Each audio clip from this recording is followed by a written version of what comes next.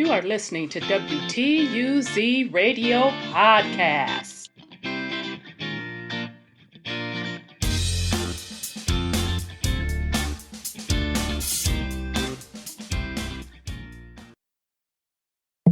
Welcome to WTUZ Radio Podcast. I am your host, Rhonda. And this particular podcast topic is Dubai the New Atlantis. So let me give you just a semblance of what my inspiration for this particular podcast was about. So I had a video run across my feed on how Dubai was built. And I started looking at the technology that they used to build Dubai. And then I started just looking at different pictures and buildings and the whole simulated flower sand dune, etc., etc. And then in one of the particular videos, I was looking through the comments and someone made a comment, is Dubai a test city for Mars? And I was like, whoa, that's a thought. Are they trying to recreate what mythology says Atlantis was? Okay, so just a few little background tidbits on Dubai. And this is coming from the Emirates website, emirates.com, how Dubai was built. From architectural wonders and 7-star hotels to world record breakers that push the boundaries of possibilities, Dubai has never shied away from feats of engineering prowess. Here we look at what it took to build some of those landmarks and how they operate on a daily basis. An iconic symbol of Dubai, the Burj, I'm probably not pronouncing it right, the Burj or the Burj Al Arab Jeremiah, is an architectural marvel. It is one of the world's most photographed superstructures, set on its own man-made island, 280 meters off Dubai's coastline. It was designed by the architect Tom Wright to resemble the billowing sail of an Arabian dhow, and at 321 meters high is the tallest all-suite hotel in the world. First opened on December 1st, 1999, its construction involved 3,000 companies and contractors, 250 designers, and 3,500 workmen on site at any given time. It took 2 years to reclaim the island and a further 3 to complete the building, which was constructed to reflect Dubai's ambition to become one of the most culturally diverse and dynamic cities in the world. Inside approximately 1,790 square meters of 24-karat gold leaf embellishes the interior, while 10 million mosaic tiles line the pools at the terrace, the hotel's luxury leisure facility. There are also more than 30 types of statuary marble, covering nearly 24,000 square meters of wall and flooring. It takes around 1,600 members of staff, ranging from Michelin-starred chefs and skilled mixologists to florists and private butlers to run the hotel, which features 3 aquariums, 9 dining and entertainment venues, 202 suites, a spa, and a luxury leisure facility. The same level of care, design, and attention that has been put into developing and maintaining the architectural marvel goes into running the hotel, says Scott Murray, the hotel's manager. From being chauffeur driven in one of our luxury Rolls-Royce Phantoms across the famed bridge leading to the hotel, through to the the bespoke caretaking at each of the 202 suites by our team of dedicated butlers, the impeccable service offered at restaurants such as Nathan Outlaw and Scrape Restaurant and Lounge, to the beach and pool experience at the terrace. Each touch point that guests experience at I'm just going to say Jeremiah, is a uniquely special one. Okay, all right, so let's see if they get into the engineering. Okay, designed by Chicago-based Skidmore, Owing, and Merle, and developed by Emar Properties, it took 22 million man-hours to build.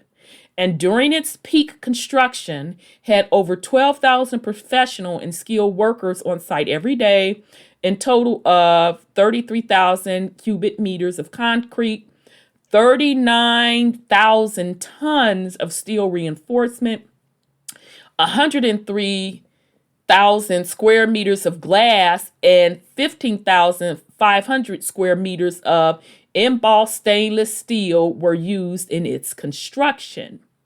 The end result is stunning vertical city at the heart of downtown Dubai. There's the world's highest observation deck and outdoor terrace on level 148, the world's highest swimming pool on level 76, and Atmosphere, the world's highest fine dining restaurant, on level 122.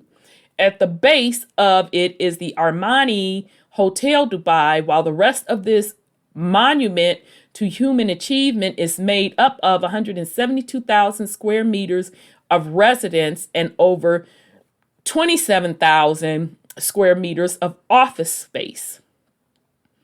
Okay, so interestingly, I'm trying to jump around, trying to save some time, trying to get the meat out of the article. Interestingly, the building's management team are helped by Dubai's hot and humid climate, which combined with the building's cooling system creates a significant amount of condensation. This water is collected and drained in a separate piping system and amounts to about 56 million liters of water per year, equal to roughly 20 Olympic-sized pools. Meanwhile, the tower's peak electrical demand is 36 milliwatt, equal to about 360,000 bulbs of 100 watts operated simultaneously.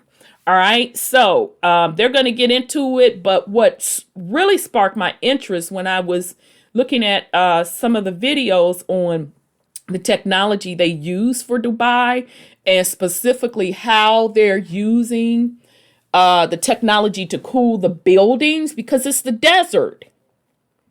Okay, so it gets extremely hot there, right? And if it's a desert, which it is, that means access to water is difficult, right? So in one of the videos, they showed one of the skyscrapers. It's not this one that they're talking about now. It was another skyscraper. How they were showing how there are pipes. They were explaining how they're cooling the building, and they were using some sort of water system. And they were explaining how the water was like running up the building. And because this skyscraper was so tall, they had it running up the building in stages. So meaning, let's say the first 100 floors run through these pipes, and then the next 100 through those pipes, etc., etc. And immediately I thought of the amount of water that it is taking. That's just to cool the building. What about the water it takes in general to run the building that people must consume, that people need to wash up with, etc., etc. All right. And that's not mentioning, because it is a desert. Remember, it is a desert. What about all of the man-made lakes and canals as well? That's a lot of water that had to come from somewhere. What technology are they using to keep that water flowing? Because remember, it's the desert. So water, the rate of evaporation would be extremely high. So it says Dubai Water Canal, how they built one of Dubai's newest attractions. As urban transformations go, the building of Dubai Water Canal takes some beating. Where else in the world would the elevation of 3 existing roads, including Dubai's main artery, Sheikh Zayed Road, be shrugged off as a mere inconvenience? Yet that's exactly what was necessary to complete one of the city's newest landmarks. Running for 3.2 kilometers and built at a cost of $2.7 billion, the canal is essentially an extension of Dubai's Creek, linking Business Bay to the Arabian Gulf through Safa Park and I call it Jeremiah, but I think it's Jumeirah. So y'all forgive me if I'm botching that. No disrespect to Dubai. I apologize in advance. But anyhow, to achieve this, the 4 main contractors and 70 subcontractors had to excavate 3 million cubic feet of sand and use 150,000 tons of concrete and utilize 25,000 tons of steel reinforcement. Now remember, this is just them talking about the new canal that they built. What about what had to happen with that island that's surrounded by the water? Y'all know the island I'm talking about that looks like the flower. How much excavation had to go into that? All right. The canal was then flooded in a complex 6-stage operation, allowing 7.8 million cubic meters of water into the waterway. In total, the operation was executed over a 5-week period, which I'm surprised it took them that short of amount of time. The canal, which is between 80 and 120 meters wide at any given location, has added 6.4 kilometers of waterfront to Dubai. Also includes a 12 kilometer cycle track, a 3 kilometer jogging track, 3 pedestrian bridges, and 9 marine stations. It even has its very own waterfall cascading from the bridge over the Sheikh Zayed Road. Okay, so it says, just reminding us that it cost $2.7 billion, which, to be honest, that's kind of cheap if you think about what they've done. And 3 million cubic meters of sand excavated to create the canal. So it's saying that Dubai has the world's largest choreographed fountain system.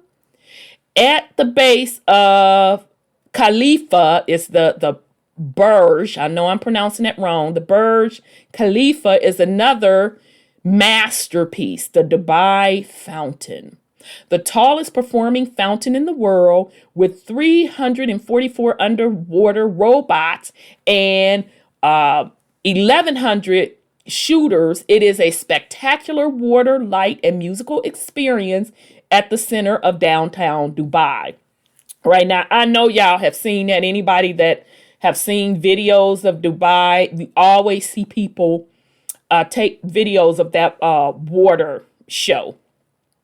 Okay, set in the 30-acre Burj Lake and designed by California-based WET, the fountain's powerful water nozzles can shoot water up to 140 meters in the air, while its unique design of 5 circles of varying sizes and 2 arcs enable it to be choreographed to different music.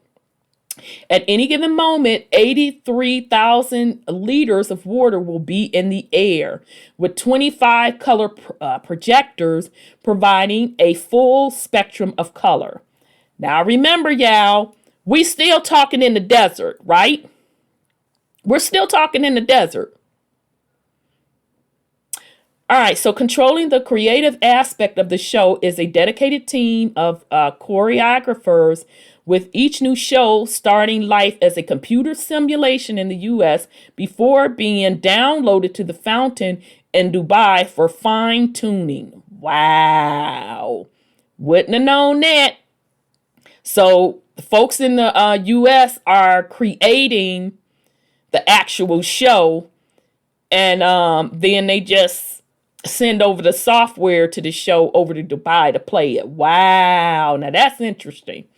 Anyhow, the entire process can take between 2 and 4 weeks, with everything from Michael Jackson's Thriller to the theme song, The Magnificent Seven, forming the basis of a show. Okay, so basically they switch it up. All right, well, that's interesting. Okay, so the fountain itself sits atop a network of tunnels and equipment rooms with an array of logic control, electrical switching power, and valve panels controlling the entire operation.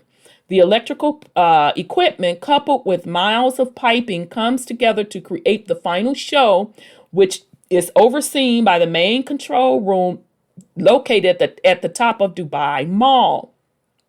The spectacular show on the new LED panel of Burj Khalifa and the performances of the Dubai Fountain are among the most popular tourist attractions in the city today. Okay, both involve extensive collaboration and planning, and our focus is on offering visitors a truly memorable experience. Every show involves hundreds of people working in coordination to ensure that, that every aspect is considered right from design to execution. These performances also add to the civic pride of our nation, underlining the appeal of Dubai in offering compelling attractions that welcome the world. All right, so now they get into the man-made island. Oh, so the palm. Okay, yeah, I could not think of that flower. So I know y'all have seen this too. So this particular man-made island, it looks like a palm flower. Okay, so it's called the Palm Jumeirah. I was saying Jeremiah, but it's not a J-E, it's J-U. Jumeirah, the story like no other. One of the world's largest man-made islands, the Palm Jumeirah, is constructed in the shape of a date palm and effectively doubled the coastline of Dubai when it was completed in 2006. All right, y'all, here we go.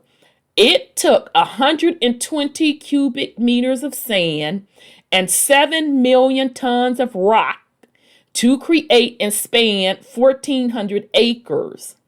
To put that into perspective, the island is 4 times the size of London's Hyde Park and 1.5 times bigger than Central Park in New York.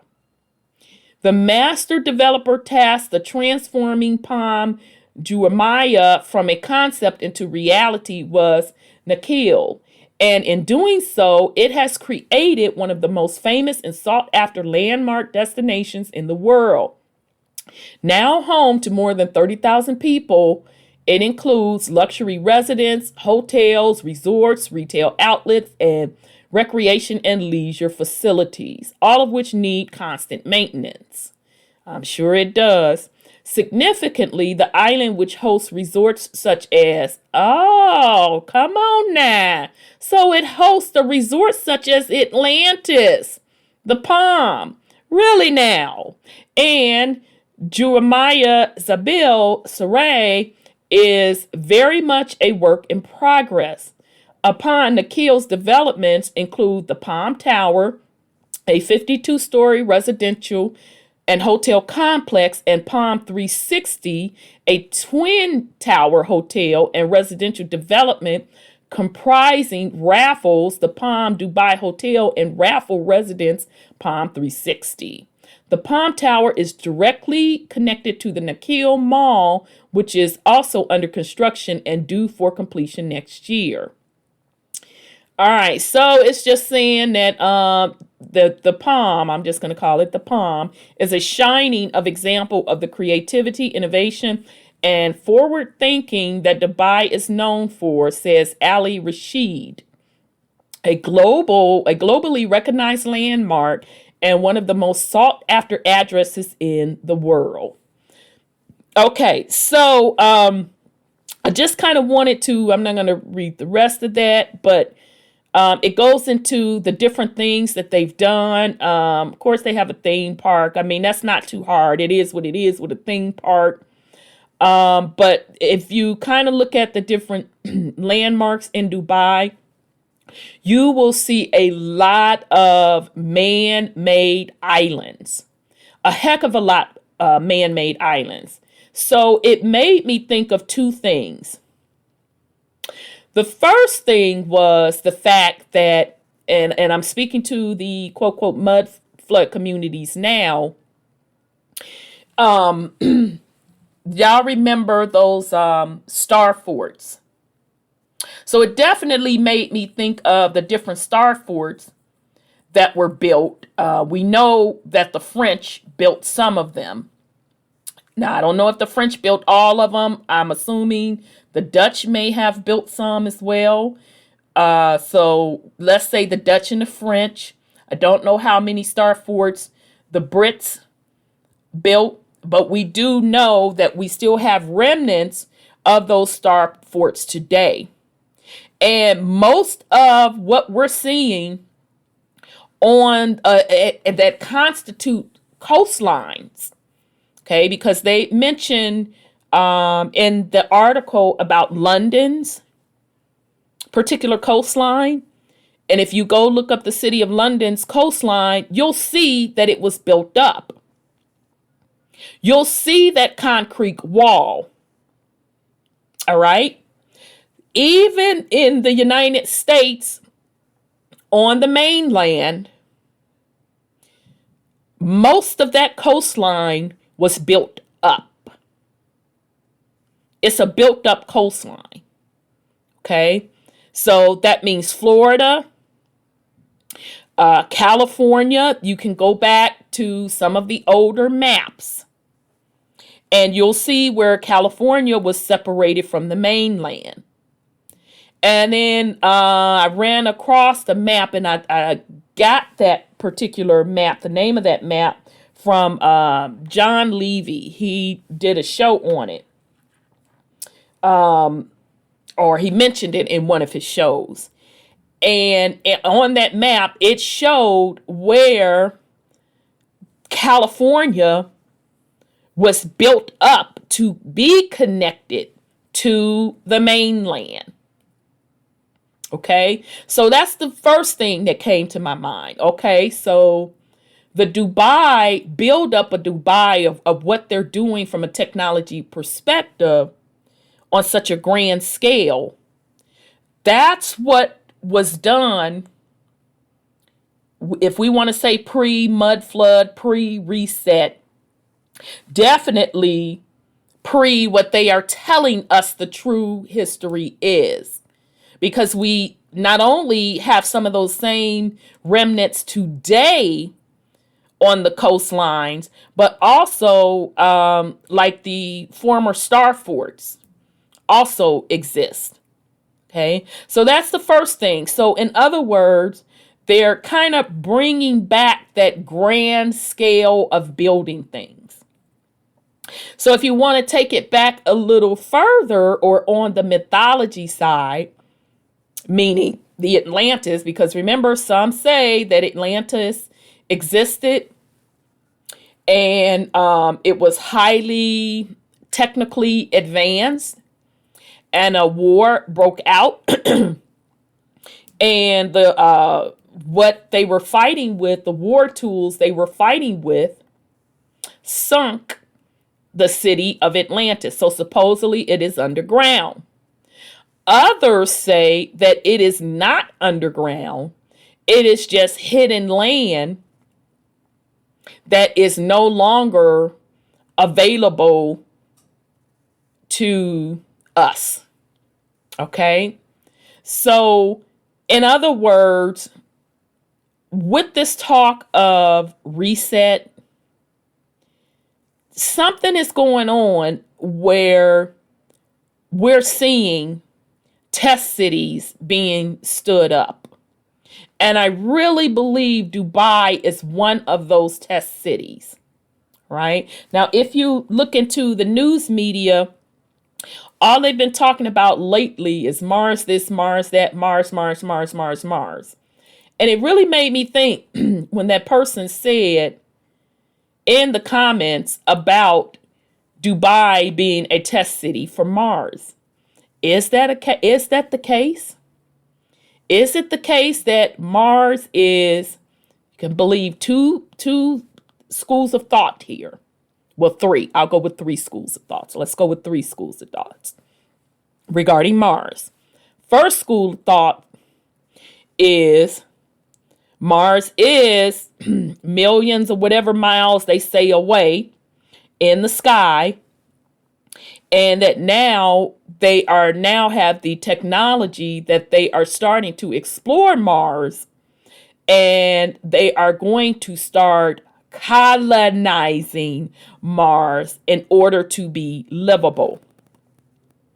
Right? So now that is the first school of thought, which is the mainstream media school of thought. All right.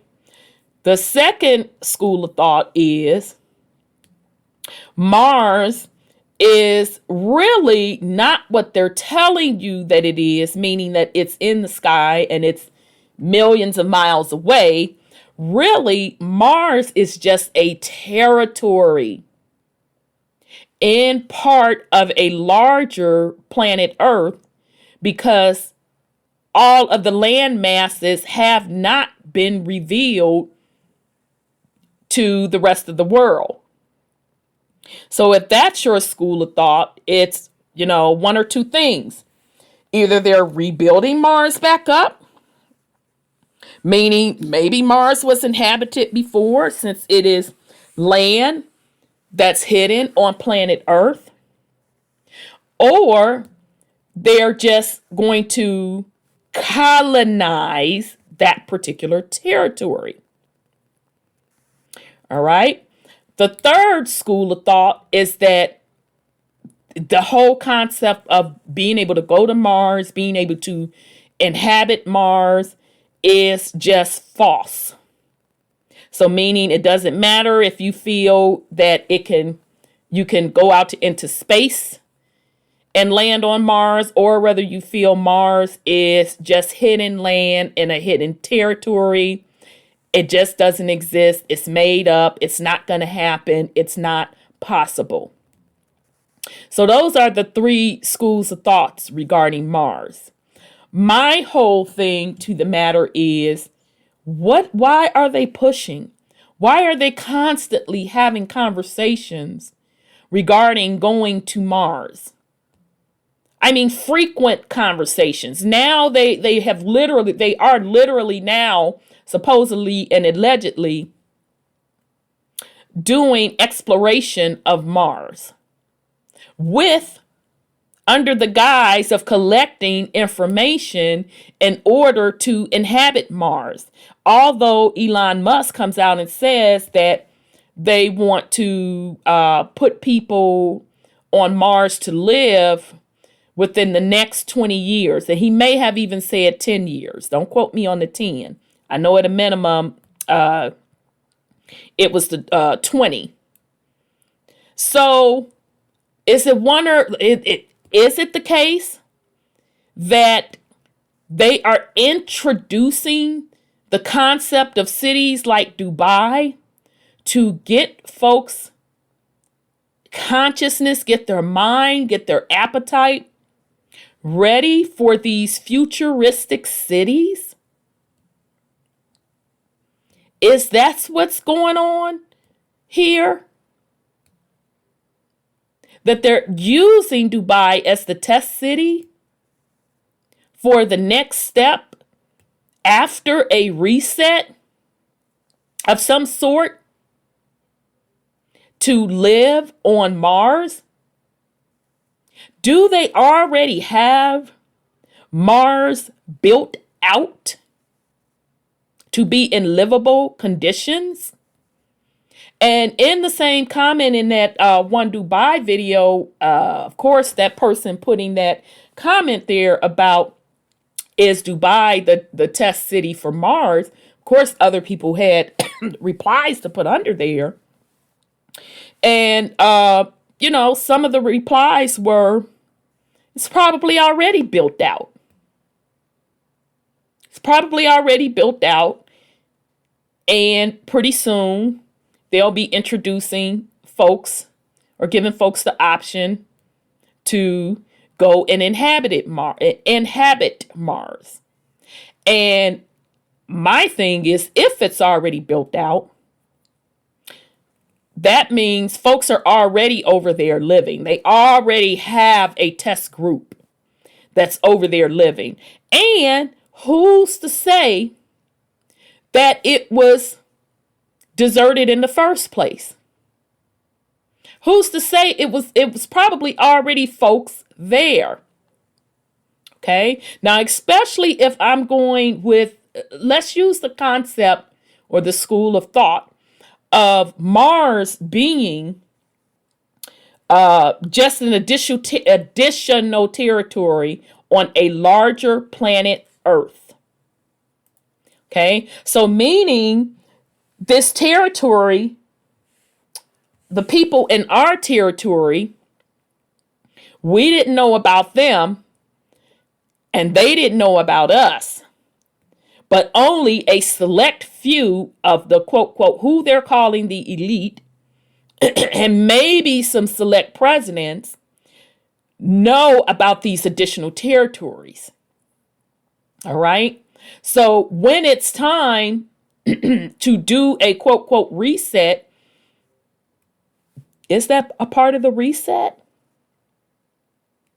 Is that part of the reset to claim that we are going to inhabit or colonize Mars when in fact it is just an additional territory on larger Earth and where folks have always lived there? We just didn't know they lived there. Like they don't know that we're on this side. Now I'm talking about the larger population. Okay. I'm not talking about the ones that are in the know. All right. So, just a little bit more example of how I feel Dubai is some type of test city. They also have in here some of, and this is from Digital Trends, and this was back in 2017. They talk about 9 high-tech examples that prove Dubai is the world's most futuristic city. So it talks about, now I know this, get ready, y'all, because you all that follow these things, you're already going to know what this is what it's about. So in addition to being home to some of the world's most luxurious hotels and biggest shopping malls, Dubai has, now, before I go on, now notice In the United States, shopping malls are dead. I mean, literally, just go on and put the shopping malls in the coffin and just nail them up, baby. They are dead. They are done. The shopping mart, if you have invested in shopping malls, meaning rent payments, you're hurting big time now. Because it's been on the decline for the past 20 years. And with the introduction into shopping online, that literally made it worse. Okay. And just like anything else, it just always baffles me on how these companies that are supposedly have the best of the best as their CEOs, they can never see the trends. Never see the trend. That's what they're supposed to be paid for. Them and all of their executives. They're supposed to be paid to look 10 years ahead of the game, and they can never just see it coming. All right. So it took these big retail folks quite a bit of time to get an online presence. So now they are just really starting to get an online presence.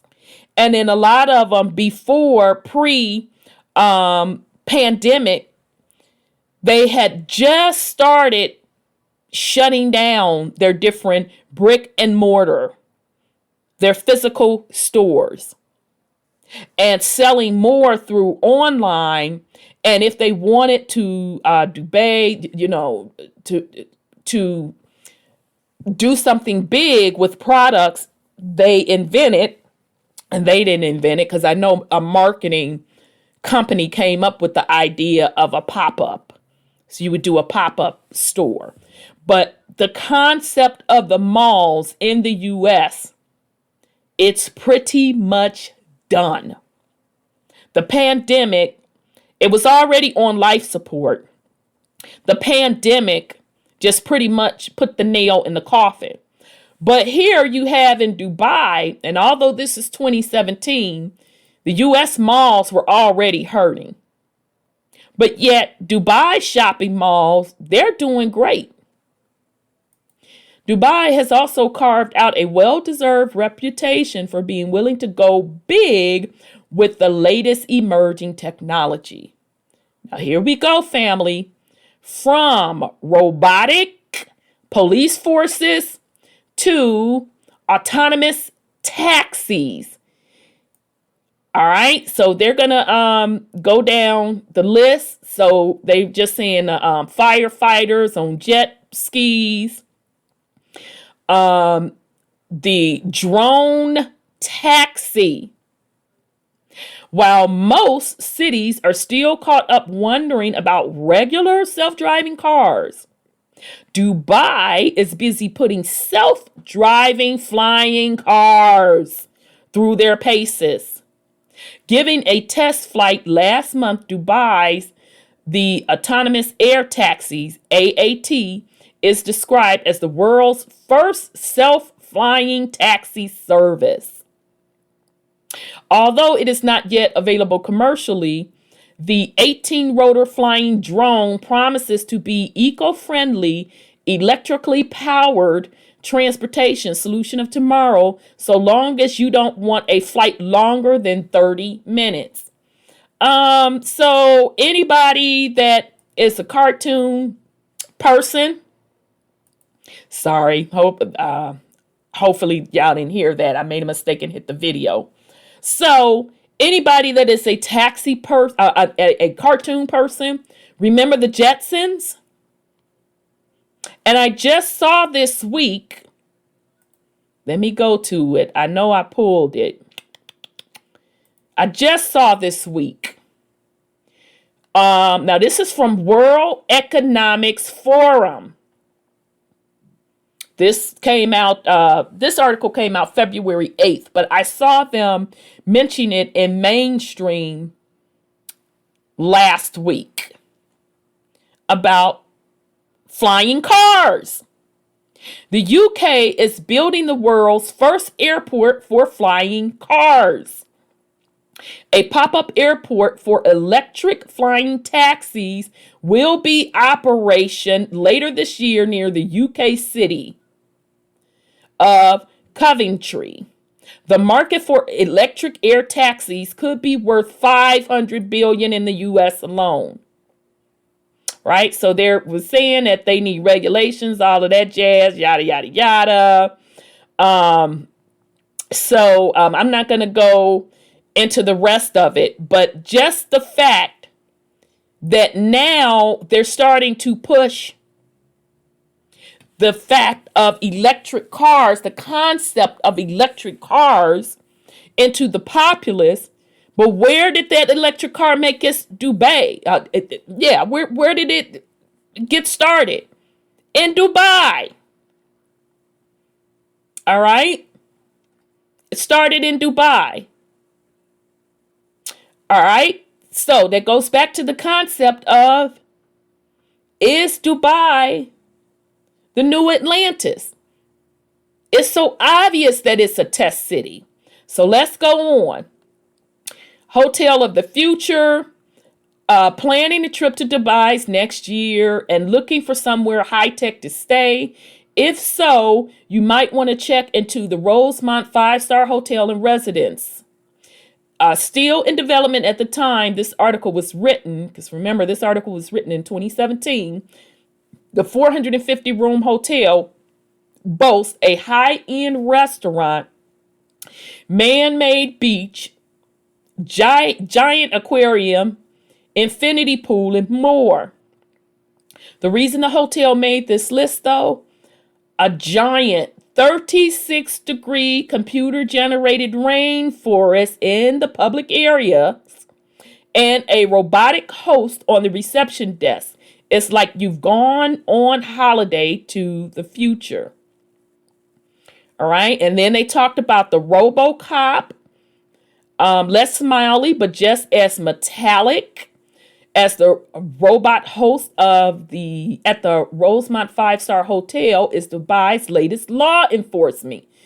Now, y'all remember the movie RoboCop with, wasn't that Wesley Snipes and Sylvester Stallone? Matter of fact, go look at that movie. Now, y'all, it just brought flashbacks.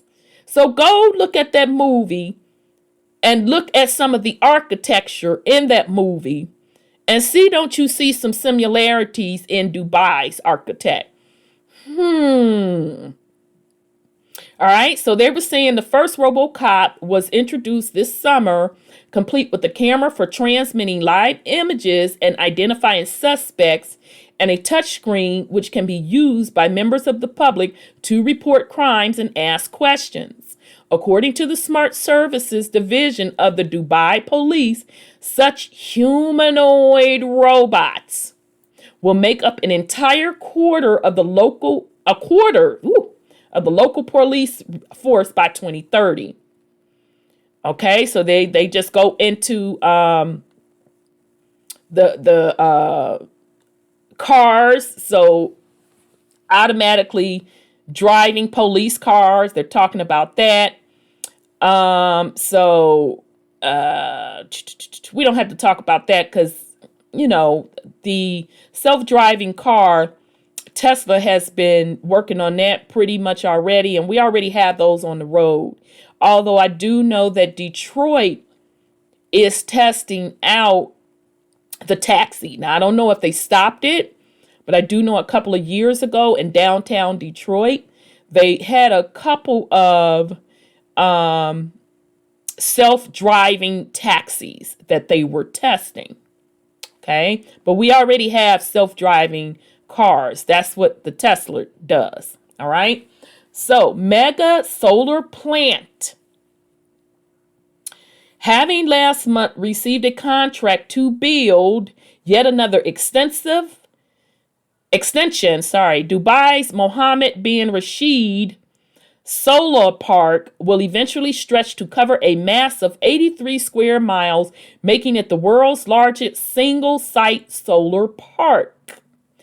As if that wasn't enough of a record breaker, it also will soon boast an enormous 260 meter, 853 feet solar tower, the tallest in the world. It's a key ingredient in the Dubai Clean Energy Strategy of 2050, which aims to increase the share of clean energy in the city to 7% by 2020, 25% by 2030, and a massive 75% by 2050. Plus, it totally looks like the headquarters for a future James Bond villain. All right, now, I ain't making this up, y'all, on this next one. It says the red planet on Earth. I ain't got to lie, Craig. I ain't got to lie. This article is from Digital Trends. The name of this article is 9 High-Tech Examples That Prove Dubai is the World's Most Futuristic City. So, one of the number 9s, they said the red planet on the Earth. And they show you a picture of it looking like a red hue in the atmosphere. And then you have these domes covering things. Right? So based on what that commenter said about is Dubai the test city for Mars, I was like, whoa, when I saw this in this article. Just when you think Dubai is out of ideas, you hear about plans to build. See, I ain't got to lie, Craig. I ain't got to lie. You hear about plans to build an enormous space simulation city that will offer up a viable and realistic model to simulate living on the surface of Mars. With a budget of $135 million and a footprint stretching to 1.9 million square feet, the Mars Science City will simulate as closely as possible the conditions of a real-life Mars colony, complete with greenhouses for testing out agricultural techniques, solar radiation blocking 3D printed walls, and far more. It's all part of a plan for the United Arab Emirates to send its first unmanned probe to Mars in 2020 and establish a colony there sometime in the next century. All right. So whoever that commenter was on that video, they nailed it. And you best believe that they're not getting ready to do this in the next century. We're talking in the next 20 years. Because I believe it's already built. All right. Okay, so we talked about this tallest building, the Khalifa.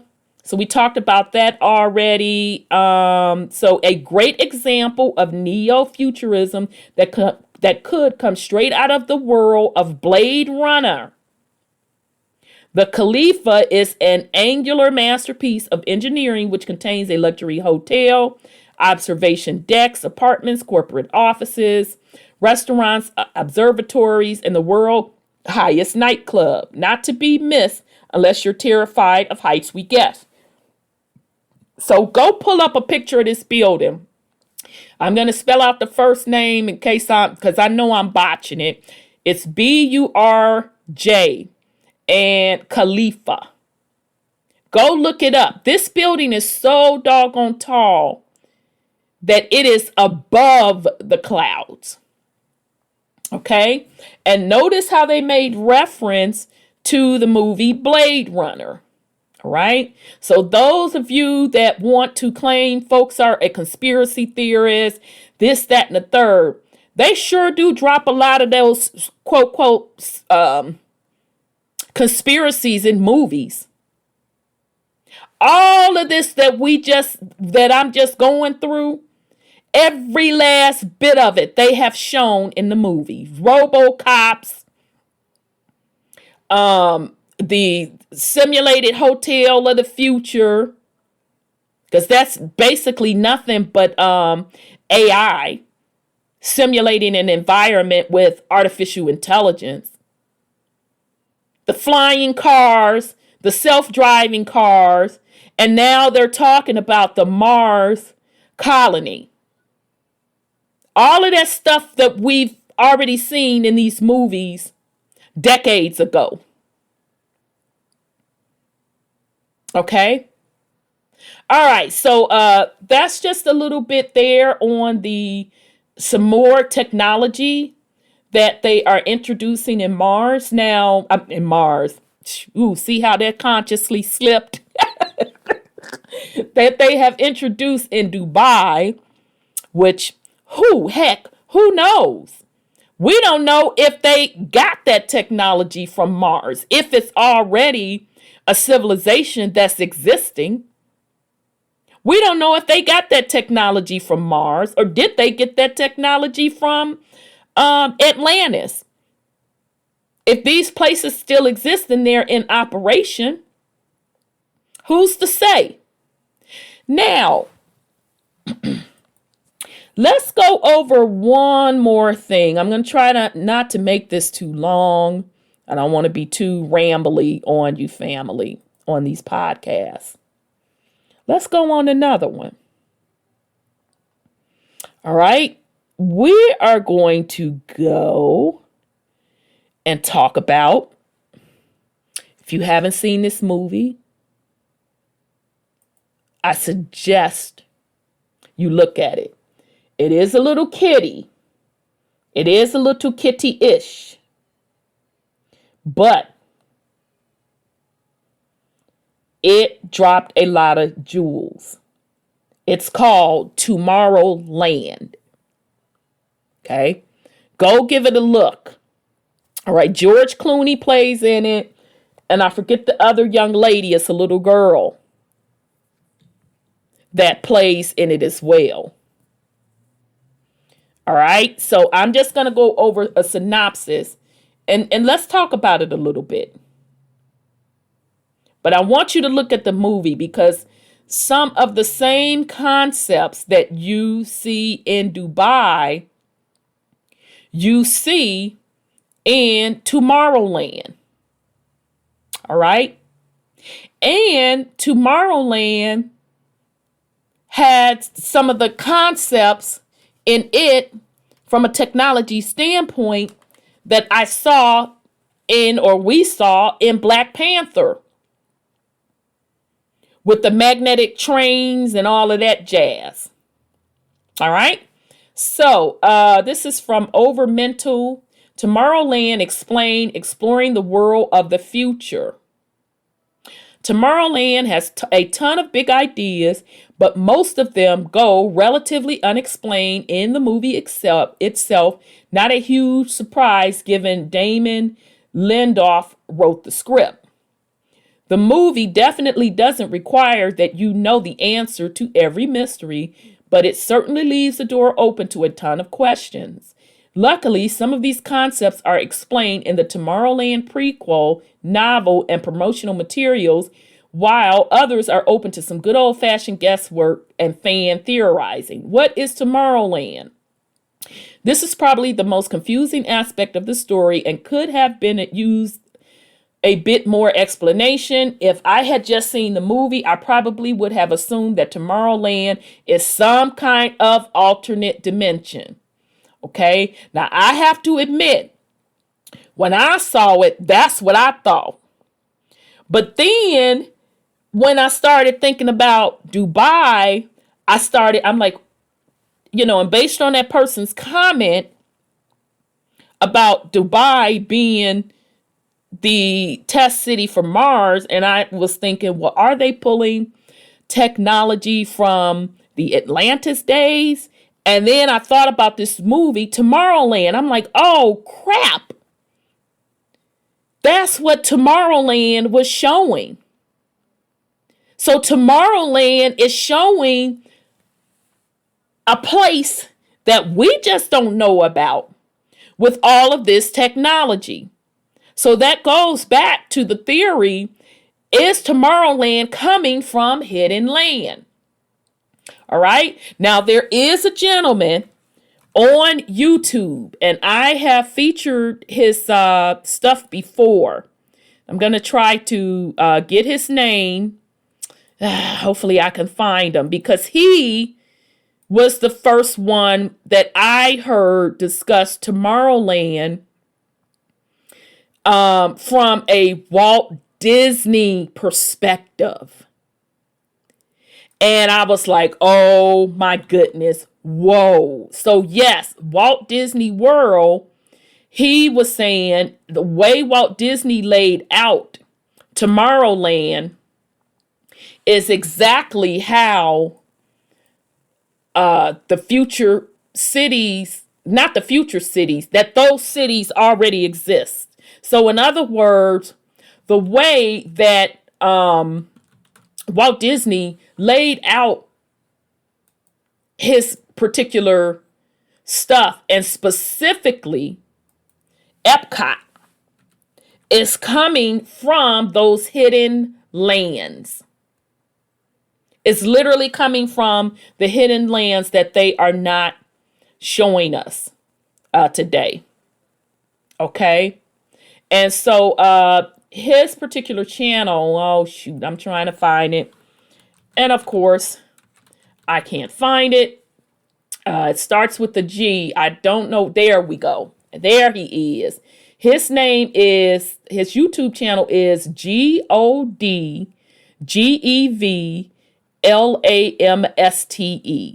So GODGEVLAMSTE.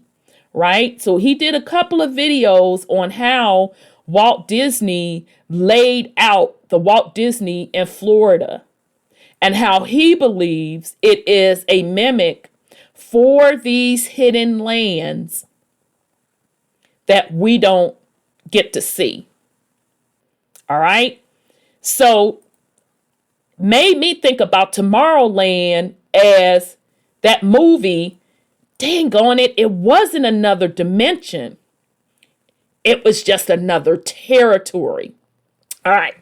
So according to the prequel novel Before Tomorrowland and other supplementary material, though, it actually an entire different planet, complete with its own ecosystem of alien, animal, and plant life. The extra dimensional travel is just how they reach the planet, as is many, many light years away. All right. So, and again, I highly encourage you, go watch the movie. Go watch the movie. It is kind of kiddie in a way, but the technology in it is, oh my God, it's absolutely fascinating. Matter of fact, I think I'm going to go watch it again. And you're going to see how they get to Tomorrowland. I'm not going to, because I don't want to spoiler alert. This stuff is going to start making sense to you. Now, if you are of the school of thought, like the God dude, God Lemesty, the guy that I just read you his YouTube channel, if you're in his school of thought that it is just a hidden territory on a larger earth, then instead of the dimensional travel, is it some sort of crystallized dome that we have to go through to get to these extra lands? So in other words, instead of them talking about Mars being up in 1,000,000 and something miles up, is the territory of Mars really out? And in order to get to that territory, you have to some type of way know how to get through that particular crystallized shield. So when I say crystallized shield, if you watch Black Panther, think of that. Remember in Black Panther, Wakanda was a hidden land. Remember? It was hidden. You had to have access, or had to be granted access to get to Wakanda. All right. And even once you got to Wakanda, they still had the ability to put up those crystallized shields at will. So is that a case of what we're dealing with these hidden lands? Or is it just straight hidden? Or is it just straight restricted that the other territories are guarded? And that is one of the main reasons they have such strict rules with air traffic control. And if you try to go beyond those restricted areas, you will be shot down. All right, so let me get back to the article. How was it discovered? Again, none of this information is in the actual movie, so don't worry, you didn't miss an entire scene or anything. Basically, Tomorrowland was first discovered by an organization called Plus Ultra in 1899. About a decade later, Plus Ultra was able to mount an expedition to the planet by tearing a hole in the fabric of space-time using an atomic bomb. Yes, Ultra Plus managed to develop the bomb decades before it was invented in WW2. In fact, many key members of the Manhattan Project were known as Plus U members. Child, huh? What? You say what, huh? Atomic bomb, 1899? Oh, okay then. Okay. But these same folks in this Plus U organization were also key members of the Manhattan Project? Oh, okay then. Here we go. 20 years later, Nikola Tesla developed a way to send people via particle beam. He called it the grid, which is obviously a lot better than blowing up the atomic bombs. This method would be further improved by the time the events of the film roll around, with the ability to open door-like portals to and from Tomorrowland. What is Plus Ultra exactly? Plus Ultra was established, child, let me tell you, let me wet my whistle. I didn't read through all of this for the purpose. I knew it was going to be some stuff in here that surprised me as I'm going over it now. Plus Ultra, they're calling it Plus U. So I'm going to start saying Plus U from this point on. Plus U was established at the 1889 World's Fair. Yeah, those World Fairs. Shout out to the mud flood communities for bringing this to the forefront about the technology that was put on display at the World Fair. Every time you turn around, it was spectacular technology at these World Fairs. But yet they want to convince us back in the 1800s, the 1700s, the 1500s, it was just horse and buggy and handmade tools. So, at the 1889 World Fair, when some of the world's most brilliant minds came together to form a society of optimists dedicated to working together to change the world for the better. Its founding members were Jules Verne, Thomas Edison, child, you better shut the front door, Nikola Tesla, and Gustav Eiffel. Oh, that must be dude that they named the Eiffel Tower after. Child. Its members would later include well-known historical figures like Amelia Earhart, Ray Bradbury, Mark Twain, Howard Hughes, Orson Welles, and even hot dog, y'all, Walt Disney himself. Child, this Plus Ultra group, baby. They had all the heavy hitters in it. Child. Of all of their scientific achievements, their biggest development was the discovery of Tomorrowland. Okay, so shout out to dude. Okay, go check out his YouTube channel. It's spelled GODGEVLAMSTE.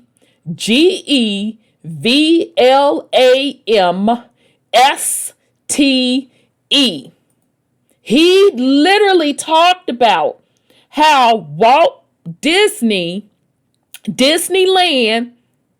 is built for the cities of the future. And he is saying that Walt Disney got it from one of the cities from Hidden Lands. So this is really tripping me out to know that Blood, meaning Disney, was a part of this Plus U group. And specifically, anybody that's been to Epcot, you know that Epcot is like this technology center. All right. So back up in the, I don't know, whenever Disney was built. Well, I'm talking about the Walt Disney up in Florida. All right. When Epcot was first built, that was that whole tech center. And y'all know the landmark of Epcot is that dome. All right. So that was back in the 60s or 70s that he built that. And that same dome is now what they are talking about using on to colonize Mars. And Disney World, if you've ever been there, you know they use the magnetic trains, all of that. They have a lot of technology in that particular theme park. All right. So if you go watch the movie Tomorrowland, which I highly encourage you do, and now I'm going to really have to go back and watch it again, y'all. This is really tripping me out that dude was a part of that. This Plus U group, but it makes sense. Okay, of all their scientific achievements, their biggest development was the discovery of Tomorrowland, originally named the New Frontier by Howard Hughes, and the organization's subsequent colonization of it. It's here they built their headquarters dedicated to scientific progress that could benefit mankind, free from any commercial, military, or political interference. What does plus ultra mean? Plus ultra in Latin for further beyond. Why didn't plus ultra reveal Tomorrowland to the public? Child, this is good. According to the prequel novel, Plus U did plan on revealing Tomorrowland's existence in the 1930s, but the Nazis' sabotage led to the deconstruction of the grid, the device they were using to transport people to the other planet. All right, so according to them, but the Nazi sabotage led to the destruction of the grid. The grid, huh?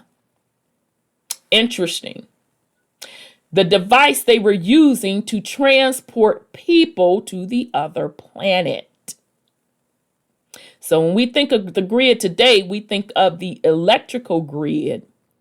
But if you are in the theory of a dome, you also think about the grid and the dome and the grid, the ley lines.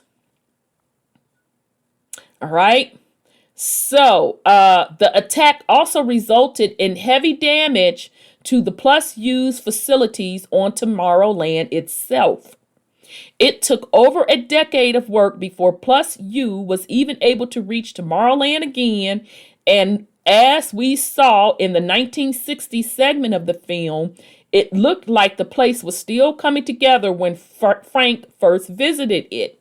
Eventually, they began seeking new Plus U candidates, again using high-tech pens and robot recruiters. All right, so now they're getting into the movie aspect of Tomorrowland. Now, I'm guessing they're getting into the movie. All right. So how do those pins work? So these are spoiler alerts. But still, you're still going to want to go look at this movie. If you've never seen it before, hopefully you will. And even if you've seen it before, you'll want to go back and watch it and look at it from a different point of view. How do those pins work? They're like super advanced, child, shut the front door. They're like super advanced VR tech that gives potential Plus U candidates a look into Tomorrowland. As Frank points out, though, it isn't a real look. It's all been pre-recorded.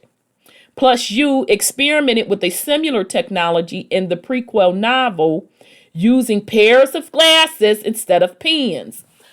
Excuse me, back in the, back up in the day novel. So you mean to tell me they talked about VR glasses back then? Really? And what do we have today? VR glasses or headsets. In present day, Athena has taken a case of the last remaining pins to Earth in order to find someone who can help her fix Tomorrowland. What is Athena and why hasn't she aged? Athena is a robot. Now all of this family is into the actual movie.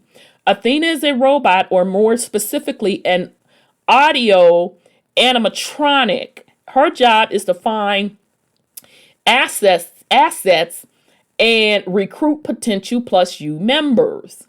Governor Nick, the current leader of Tomorrowland, shuttered this program through suspending all recruitment and attempted to disable Athena. She escaped and continued her mission on Earth. What are audio animatronics? That's what Plus U calls their robots. In real life, the term was coined by Walt Disney himself to describe the robots he was developing for his theme parks. Child. Why did Plus Ultra stop recruiting? We're never explicitly told, but it is likely has something to do with Frank's tachyon machine called the Monitor. After predicting with 100% certainty that people on Earth would destroy themselves, it seemed that Governor Nick, the leader of Plus Ultra at the time, took a hardline approach to Plus U isolating themselves. Is that why Frank was exiled? Probably. The film only tells us that he was exiled after completing work on the Monitor. The feeling I got was that Nick's isolationist policies caused a lot of friction in the ranks in the organization, leading to the banishment of people like Frank. The Tomorrowland we see in present day time seems very depopulated and in significant disrepair. My guess is that the face of Nick's got tongue-tied. Sorry, my eyes was moving faster than what my mouth was willing to do.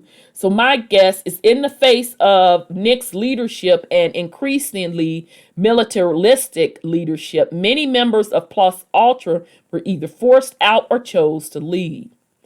And is that also why evil robots are chasing Casey? As part of Governor Nick's isolation policies, he dispatched robots to Earth to cover up traces of Tomorrowland's existence.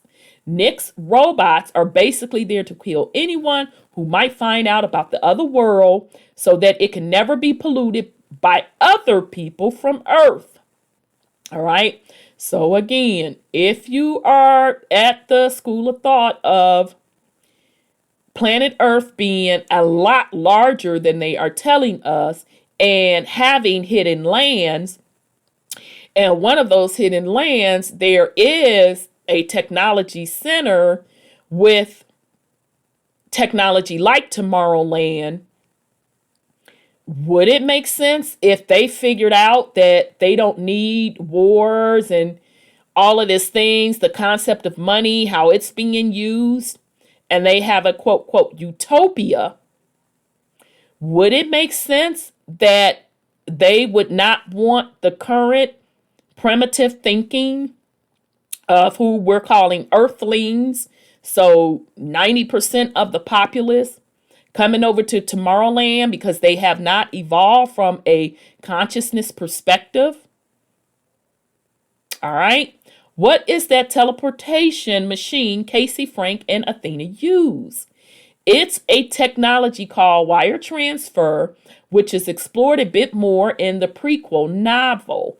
It was developed in the 1930s by Tesla and was originally only able to send people via landlines.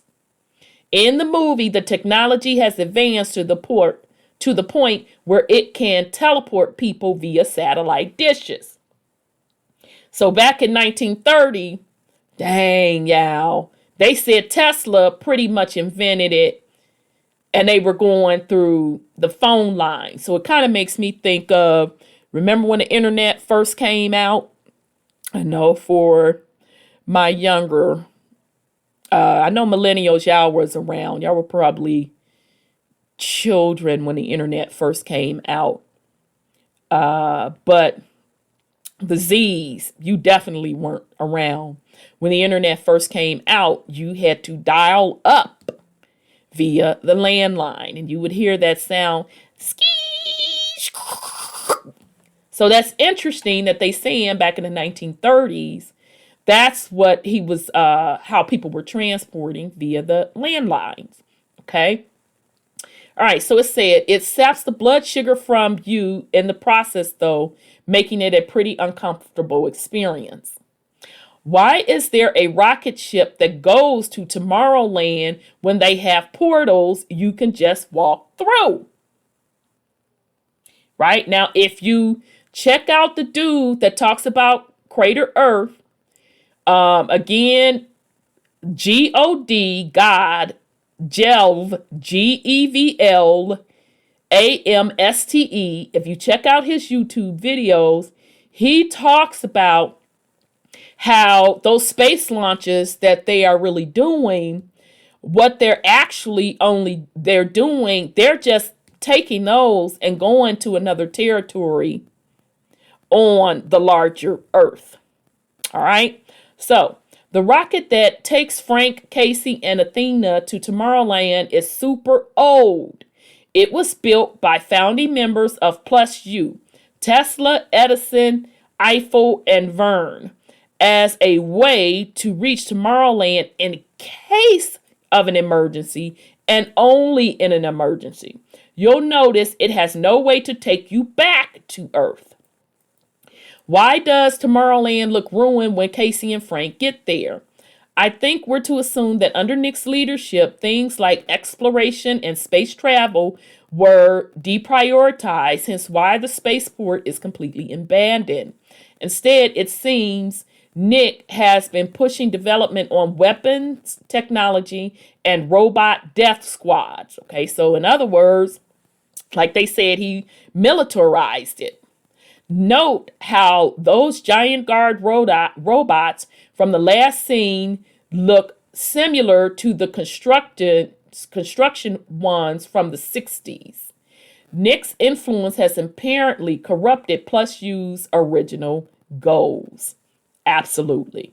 Okay. And then just, when you look at it, you also see these similar robots, these fighting robots machines. You're going to notice that you see them in a couple of other movies. I can't think of it right now, but you'll see these same type of robots, militarized fighting robots in other movies as well. Okay, what does the monitor do anyway? Using Tychon's particles that move faster than light, Frank's invention lets you see into both the past and possibly probable futures. Right? So we've talked quite extensively over the last couple months on the Truth Uncompromised show about using your subconsciousness to view into the past and also into the future, because time is not linear like they are telling you. It all exists simultaneously, right? So, as an unintended side effect of using the machine, though, it sends powerful subliminal signals out that are affecting the population of Earth. How these signals can reach that far is never explained, but it is likely due to PlusU's network links to the planet, which lets them travel back and forth. Why did it predict the world was going to end? Basically, because humanity has given up hope for the future and has resigned itself to the idea that the world is going to end and there's nothing we can do about it. This is the movie's commentary on the gulp of apocalyptic fiction that is big in pop culture right now. The machine itself is actually a self-fulfilling prophecy. In addition to predicting the end of the world, the monitor is actually beaming that idea into people's subconsciousness. As we find out, Nick is doing this on purpose in order to scare the population into fixing our problems. Instead, though, it just caused people to embrace the idea of the inevitable end of the world. Why did the 100% flicker when Casey was around? It represented her optimism and the very slim chance that it could change things. She hasn't given up on the future, so bringing her to Tomorrowland represented the possibility that she could figure out a solution. Considering the Earth survived a full year past the predicted end date, it seems that gamble paid off. Why does Nick try to stop Casey from fixing things? He's really given up on the population back on Earth. After his plan to scare them straight backfires, he seems almost disgusted with how people have embraced the idea of the end of the world.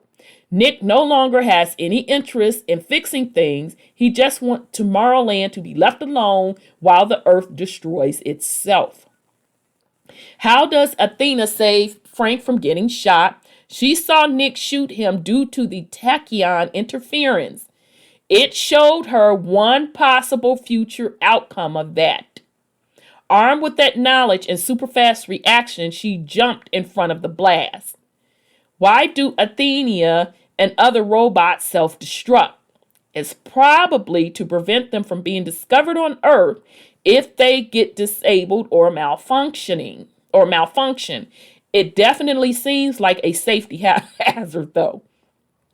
What happens at the end? For whatever reason, the people of Tomorrowland don't really seem to care that the governor Nick had a building fall on him. Instead, it appears that Frank's become the new leader of PlusU. He and Casey began a new recruiting campaign, including bringing Casey's family and other former NASA engineers to the city. They also create a new group of robot recruiters like Athena, who go to Earth to find new dreamers, scientists, artists, activists, and other people who haven't given up on the world. Whether they have stopped the predicted catastrophe from happening or merely delayed it is left ambiguous. Given the message of the movie, though, you can probably feel pretty optimistic about everyone's future.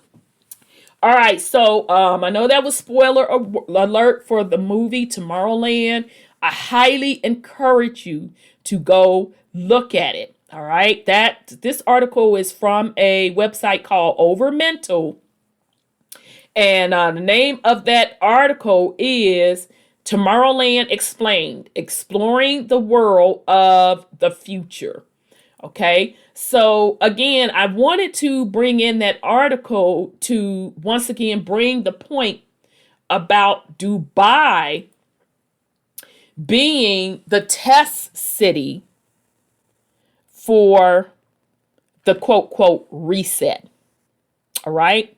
Now, if you go look at Tomorrowland, you're going to see a eerily similar looking building that was built in Dubai. That one hotel that sits right on the water that looks real George Jetson spacious in them. All right.